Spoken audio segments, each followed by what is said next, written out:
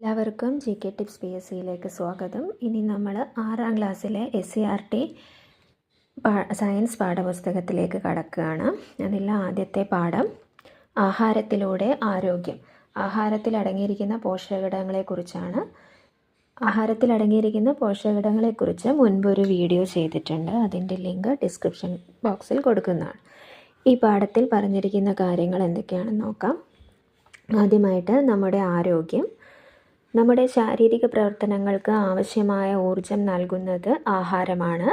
നമ്മുടെ വളർച്ചയ്ക്കും ആരോഗ്യം നിലനിർത്തുന്നതിനും രോഗങ്ങളെ ചെറുക്കുന്നതിനും ആവശ്യമായ ഘടകങ്ങളാണ് പോഷകങ്ങൾ.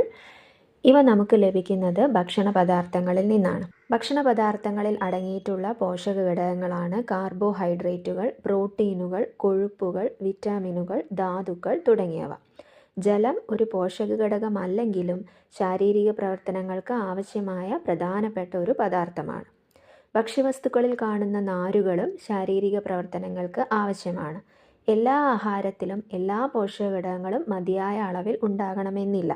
അതിനാൽ നാം പലതരം ഭക്ഷ്യവസ്തുക്കൾ ഉപയോഗിച്ച് വിവിധ ആഹാര പദാർത്ഥങ്ങൾ തയ്യാറാക്കി കഴിക്കുന്നു. നാം കഴിക്കുന്ന ആഹാര പദാർത്ഥങ്ങളുടെ അളവ്, കഴിക്കുന്ന സമയം, വൈവിധ്യം, ഗുണമേന്മ എന്നിവ നമ്മുടെ ആരോഗ്യത്തെ സ്വാധീനിക്കുന്നു. അതുകൊണ്ട് എല്ലാവരും പോഷകസമൃദ്ധമായ ഭക്ഷണം കഴിക്കണം. അപ്പോൾ ആഹാരത്തിലുള്ള പ്രധാന പോഷക ഘടകങ്ങൾ കാർബോഹൈഡ്രേറ്റുകൾ അല്ലെങ്കിൽ ധാന്യകങ്ങൾ എന്നും പറയും. പ്രോട്ടീനുകൾ, കൊഴുപ്പുകൾ, വിറ്റാമിനുകൾ, ധാതുക്കൾ ഇവയാണ്. ജലം പോഷകഘടകത്തിൽ ഉൾപ്പെടുത്തിയിട്ടില്ലെങ്കിലും നമ്മുടെ ശരീരത്തിന് ഒഴിച്ചുകൂടാനാവാത്തൊരു ഘടകമാണ് ജലം. അതുകൂടാതെ നാരുകൾ അല്ലെങ്കിൽ ഫൈബേഴ്സും നമ്മുടെ ശരീരത്തിന് ആവശ്യമുള്ളതാണ്. ഇനി കാർബോഹൈഡ്രേറ്റ്. ശരീരത്തിന് ആവശ്യമായ ഊർജം പ്രധാനമായും ലഭിക്കുന്നത് കാർബോഹൈഡ്രേറ്റിൽ നിന്നാണ്. അന്നജം, പഞ്ചസാര, ഗ്ലൂക്കോസ്, സെല്ലുലോസ്, നാരുകൾ എന്നീ വിവിധ രൂപങ്ങളിൽ കാർബോഹൈഡ്രേറ്റ് ഭക്ഷ്യവസ്തുക്കളിൽ കാണപ്പെടുന്നു. ധാന്യങ്ങൾ, കിഴങ്ങുവർഗ്ഗങ്ങൾ എന്നിവയിൽ കൂടുതൽ അടങ്ങിയിരിക്കുന്നത് അന്നജമാണ്. അപ്പം നമുക്ക് നമ്മുടെ ശാരീരിക പ്രവർത്തനങ്ങൾക്ക് ആവശ്യമായ ഊർജം ലഭിക്കുന്നത് കാർബോഹൈഡ്രേറ്റിൽ നിന്നാണ്. കാർബോഹൈഡ്രേറ്റ് പല രൂപത്തിൽ കാണപ്പെടുന്നുണ്ട്. അന്നജമായിട്ടും ഗ്ലൂക്കോസായിട്ടും സെല്ലുലോസായിട്ടും നാരുകളായിട്ടും പഞ്ചസാരയായിട്ടും ഒക്കെ കാണപ്പെടുന്നുണ്ട്.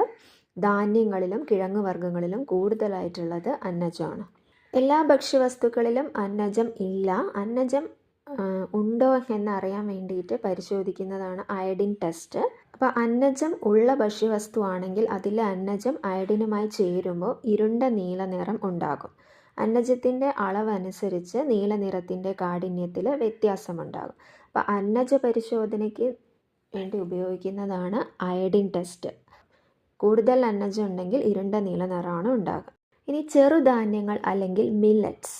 പുല്ലുവർഗത്തിൽപ്പെട്ട വിളകളാണ് ചെറുധാന്യങ്ങൾ അഥവാ മില്ലറ്റുകൾ. അരി, ഗോതമ്പ് എന്നിവയെ അപേക്ഷിച്ച് വളരെ ഉയർന്ന തോതിലുള്ള പ്രോട്ടീൻ, വിറ്റാമിൻ, ധാതു ലവണങ്ങൾ എന്നിവ ഇവയിലുണ്ട്. നാരുകളാൽ സമ്പന്നമായ ചെറുധാന്യങ്ങൾ ദഹനപ്രക്രിയയിൽ പ്രധാന പങ്ക് വഹിക്കുന്നു. മുൻകാലങ്ങളിൽ പക്ഷികൾക്കും മൃഗങ്ങൾക്കും ഉള്ള ഭക്ഷണമായിട്ടാണ് ഇവ ഉപയോഗിച്ചു വന്നിരുന്നത്.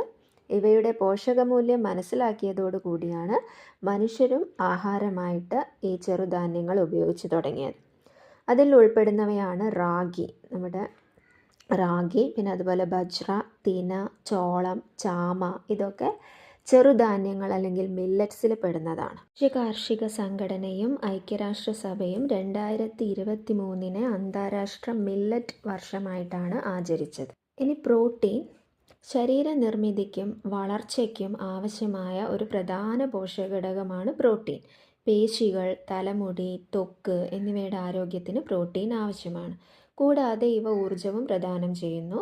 പ്രോട്ടീൻ്റെ കുറവ് മൂലം ഉണ്ടാകുന്ന രോഗങ്ങളാണ് ക്വാഷിയോർക്കറും മരാസ്മസും. അപ്പോൾ പ്രോട്ടീൻ പ്രധാനമായിട്ടും ശരീരകലകളുടെ നിർമ്മാണമാണ്. അതായത് പേശികൾ, തലമുടി, ത്വക്ക് എന്നിവയുടെ ആരോഗ്യത്തിന് പ്രോട്ടീൻ ആവശ്യമാണ്. പ്രോട്ടീൻ്റെ അഭാവം കൊണ്ടുണ്ടാകുന്ന രോഗങ്ങളാണ് ക്വാഷിയോർക്കറും മരാസ്മസും. ഇനി കൊഴുപ്പ് അല്ലെങ്കിൽ ഫാറ്റ്. കാർബോഹൈഡ്രേറ്റ്, പ്രോട്ടീൻ എന്നിവ പോലെ കൊഴുപ്പും നമുക്ക് ആവശ്യമാണ്. ഒരേ അളവിൽ കൊഴുപ്പും കാർബോഹൈഡ്രേറ്റും പ്രോട്ടീനും എടുത്താൽ ഏറ്റവും കൂടുതൽ ഊർജം ലഭിക്കുന്നത് കൊഴുപ്പിൽ നിന്നാണ്. കൊളസ്ട്രോൾ. കൊഴുപ്പിൻ്റെ ഒരു രൂപമാണ് കൊളസ്ട്രോൾ. മിതമായ അളവിൽ കൊളസ്ട്രോൾ ശരീരത്തിന് ആവശ്യമാണ്. എന്നാൽ രക്തത്തിൽ കൊളസ്ട്രോൾ അധികമായാൽ അത് രക്തക്കുഴലുകളുടെ ഉൾഭിത്തിയിൽ അടിഞ്ഞുകൂടുകയും രക്തത്തിൻ്റെ ഒഴുക്കിനെ തടസ്സപ്പെടുത്തുകയും ചെയ്യും. ഇത് ഹൃദ്രോഗം, പക്ഷാഘാതം തുടങ്ങിയ ഗുരുതര രോഗങ്ങൾക്ക് കാരണമാകും. മറ്റൊരു പോഷകഘടകമാണ് വിറ്റാമിനുകൾ, മലയാളത്തിൽ ജീവകങ്ങൾ എന്നും പറയും. ശരീരത്തിൻ്റെ വളർച്ചയ്ക്കും ആരോഗ്യത്തിനും ചെറിയ അളവിൽ അത്യാവശ്യമുള്ള പോഷകഘടകങ്ങളാണ് വിറ്റാമിനുകൾ. വിറ്റാമിനുകളും അവയുടെ പ്രാധാന്യമാണ് ഇനി പറയുന്നത്. വിറ്റാമിൻ എ കണ്ണ്, ത്വക്ക്, തലമുടി എന്നിവയുടെ ആരോഗ്യം. വിറ്റാമിൻ ബി തലച്ചോറ്, നാഡികൾ, ഹൃദയം, ത്വക്ക് എന്നിവയുടെ ആരോഗ്യം. വിറ്റാമിൻ സി പല്ല്, മോണ, രക്തക്കുഴലുകൾ എന്നിവയുടെ ആരോഗ്യത്തിനും രോഗപ്രതിരോധ ശേഷിക്കും.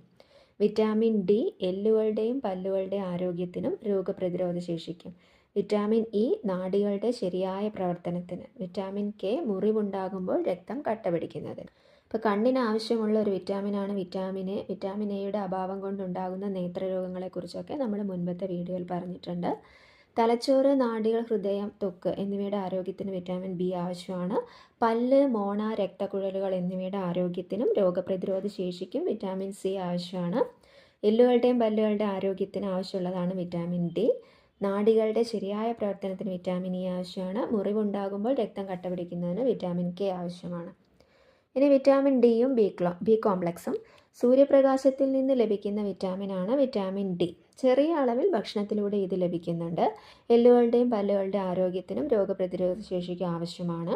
വിറ്റാമിൻ ഡിയുടെ കുറവ് മൂലം കുട്ടികളിൽ എല്ലുകൾ ദുർബലമോ മൃദുവോ ആയി മാറുന്ന അവസ്ഥയാണ് കണ അല്ലെങ്കിൽ റിക്കറ്റ്സ്. വിറ്റാമിൻ ഡി ലഭിക്കുന്നതിന് സൂര്യപ്രകാശം ഏൽക്കുന്നത് നല്ലതാണ്. നമ്മുടെ ശാരീരിക പ്രവർത്തനങ്ങൾക്ക് വളരെ അത്യാവശ്യം വേണ്ട ഒരു കൂട്ടം വിറ്റാമിനുകളാണ് ബി കോംപ്ലക്സ്. 8 തരം ബി വിറ്റാമിനുകളുടെ കൂട്ടമാണ് ബി കോംപ്ലക്സ് എന്ന് പറയുന്നത്. ആരോഗ്യം നിലനിർത്തുന്നതിൽ ബി കോംപ്ലക്സ് വിറ്റാമിനുകൾ നിർണായക പങ്ക് വഹിക്കുന്നു. കോശത്തിൻ്റെ ആരോഗ്യം, ചുവന്ന രക്താണുക്കളുടെ വളർച്ച, കാഴ്ചശക്തി, നാഡീപ്രവർത്തനം, ഹൃദയ സംബന്ധമായ ആരോഗ്യം എന്നിവയ്ക്കെല്ലാം ബി കോംപ്ലക്സ് ആവശ്യമാണ്. ഇനി വിറ്റാമിനുകൾ അടങ്ങിയ ചില ഭക്ഷ്യവസ്തുക്കൾ. വിറ്റാമിൻ എ പ്രധാനമായിട്ടും മത്സ്യം, ക്യാരറ്റ്, മഞ്ഞ നിറത്തിലുള്ള പഴവർഗ്ഗങ്ങൾ ഇതിലെല്ലാം വിറ്റാമിൻ എ ധാരാളം അടങ്ങിയിട്ടുണ്ട്. അതുപോലെ കരൾ, ഇതിലും വിറ്റാമിൻ എ അടങ്ങിയിട്ടുണ്ട്. വിറ്റാമിൻ ബി അടങ്ങിയിരിക്കുന്നത് മട്ടയരി, ചീര, ഇതിലൊക്കെ വിറ്റാമിൻ ബി അടങ്ങിയിട്ടുണ്ട്. തവിടിൽ കാണപ്പെടുന്ന വിറ്റാമിൻ കൂടിയാണ് വിറ്റാമിൻ ബി എന്ന് പറയുന്നത്. ഇപ്പോൾ മട്ടയരി തവിടോട് കൂടിയ അരിയാണ്, അതുകൊണ്ടാണ് മട്ടയരി പറയുന്നത്. പിന്നെ വിറ്റാമിൻ സി അടങ്ങിയിട്ടുള്ളത് നെല്ലിക്ക, നാരങ്ങ, അതായത് സിട്രസ് വർഗ്ഗത്തിൽപ്പെട്ട എല്ലാ പഴവർഗ്ഗങ്ങളിലും വിറ്റാമിൻ സി ഉണ്ട്. വിറ്റാമിൻ ഡി മത്സ്യം, അതുപോലെ തന്നെ മുട്ട, പിന്നെ ഭക്ഷണത്തിലൂടെ ലഭിക്കുന്നത് മത്സ്യം, മുട്ട എന്നിവയിലൂടെയാണ് പ്രധാനമായിട്ട് ലഭിക്കുന്നത്. വിറ്റാമിൻ ഇ നിലക്കടല, ബദാം, ഇതിലൂടെയൊക്കെ വിറ്റാമിൻ ഇ ലഭിക്കും. വിറ്റാമിൻ കെ കാബേജ്, കോളിഫ്ലവർ എന്നിവയിലൂടെ വിറ്റാമിൻ കെ ലഭിക്കും. മുരിങ്ങയില, ചീര, പേരയ്ക്ക, പപ്പായ, മാങ്ങ തുടങ്ങിയ ഭക്ഷ്യവസ്തുക്കൾ ആഹാരത്തിൽ ഉൾപ്പെടുത്തേണ്ടതിൻ്റെ ആവശ്യകത കാരണം അവയിൽ ധാരാളം വിറ്റാമിനുകൾ അടങ്ങിയിട്ടുണ്ട്. ഇലക്കറികളിലും വിറ്റാമിൻ എ ധാരാളം അടങ്ങിയിട്ടുണ്ട്. വിറ്റാമിൻ ബി, സി എന്നിവ വെള്ളത്തിൽ ലയിക്കുന്ന വിറ്റാമിനുകളാണ്. എ, ഡി, ഇ, കെ എന്നിവ കൊഴുപ്പിൽ ലയിക്കുന്ന വിറ്റാമിനുകളാണ്. കൊഴുപ്പിൻ്റെ അഭാവത്തിൽ ഈ വിറ്റാമിനുകൾ ശരീരത്തിൽ ആഗിരണം ചെയ്യപ്പെടുകയില്ല. അതുകൊണ്ട് ഭക്ഷണത്തിൽ കൊഴുപ്പ് ഉൾപ്പെടുത്തേണ്ടത് ആവശ്യമാണ്. മിതമായ അളവിൽ കൊഴുപ്പ് ഉൾപ്പെടുത്തേണ്ടത് ആവശ്യമാണ്.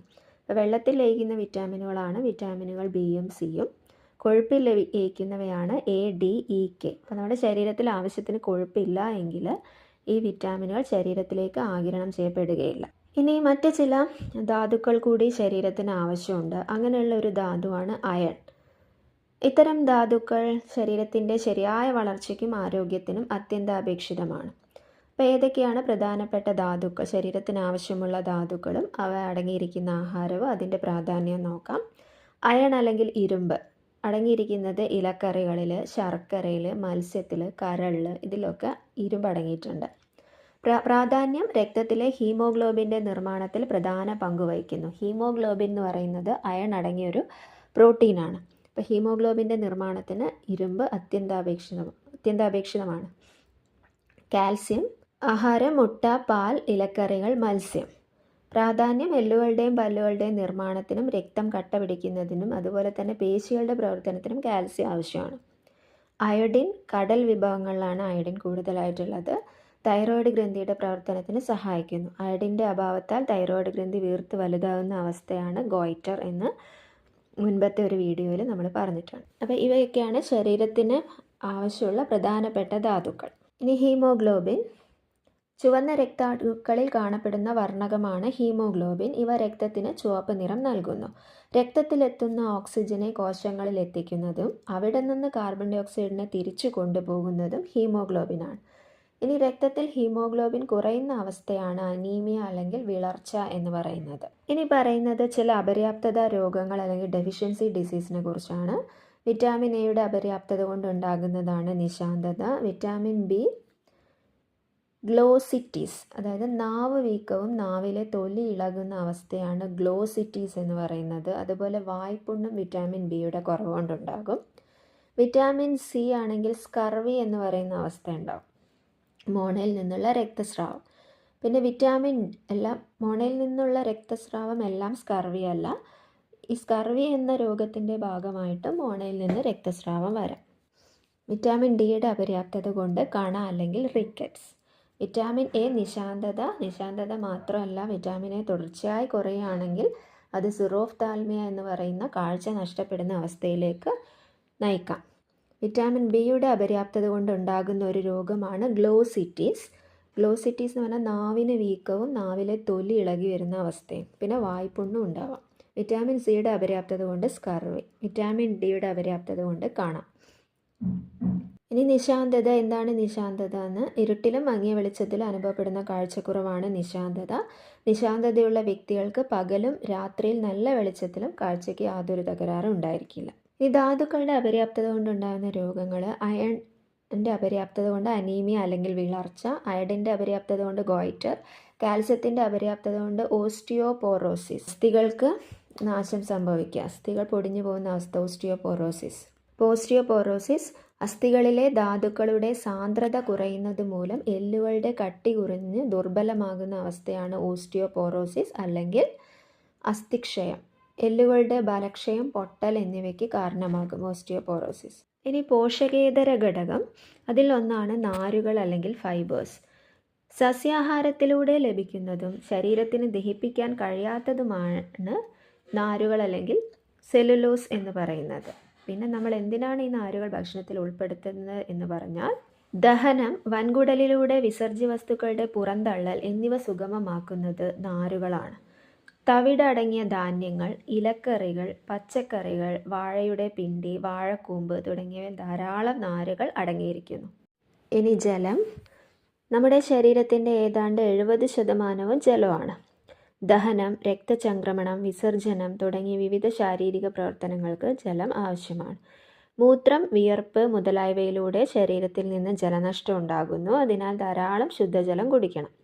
കുട്ടികൾ ഒരു ദിവസം 10 മുതൽ 12 ഗ്ലാസ് വരെ വെള്ളം കുടിക്കേണ്ടതുണ്ട്. തക്കാളി, വെള്ളരി, തണ്ണിമത്തൻ തുടങ്ങിയ പച്ചക്കറികളിൽ ധാരാളം ജലം അടങ്ങിയിരിക്കുന്നു. ഇനി സമീകൃത ആഹാരത്തെക്കുറിച്ചാണ് പറയുന്നത്. Balanced diet. ആരോഗ്യം നിലനിർത്തുന്നതിന് നിശ്ചിത അളവിൽ പ്രോട്ടീൻ, കാർബോഹൈഡ്രേറ്റ്, കൊഴുപ്പ്, വിറ്റാമിനുകൾ, ധാതുക്കൾ എന്നിവ അടങ്ങിയിരിക്കുന്ന ഭക്ഷണക്രമമാണ് നാം ശീലിക്കേണ്ടത്. ഇത്തരത്തിലുള്ള ഭക്ഷണക്രമമാണ് സമീകൃത ആഹാരം. ഇനി കലോറിയെക്കുറിച്ചാണ് അടുത്തതായിട്ട് പറയുന്നത്. കലോറി ഭക്ഷണത്തിലെ ഊർജ്ജത്തിൻ്റെ അളവ് കണക്കാക്കുന്ന യൂണിറ്റാണ് കലോറി. അതായത് നമ്മൾ കഴിക്കുന്ന ഭക്ഷണത്തിലൂടെ നമുക്ക് എന്തുമാത്രം ഊർജ്ജം ലഭിക്കുന്നു അത് കണക്കാക്കാനുള്ള യൂണിറ്റാണ് കലോറി. ശ്വസനം, രക്തചംക്രമണം തുടങ്ങിയ ശാരീരിക പ്രവർത്തനങ്ങൾ നിർവഹിക്കുന്നതിന് ഊർജ്ജം ആവശ്യമാണ്. ശാരീരിക അധ്വാനമുള്ള ഒരു പുരുഷന് പ്രതിദിനം ശരാശരി 1900 മുതൽ 2400 കലോറി വരെ ഊർജ്ജം ആവശ്യമാണ്. ശാരീരിക അധ്വാനമുള്ള ഒരു സ്ത്രീക്ക് പ്രതിദിനം ശരാശരി 1600 മുതൽ 2000 കലോറി വരെ ഊർജ്ജം വേണം. ഒരു മുതിർന്ന കുട്ടിക്ക് പ്രതിദിനം ശരാശരി 1200 മുതൽ 1400 കലോറി വരെ ഊർജ്ജം ആവശ്യമാണ്.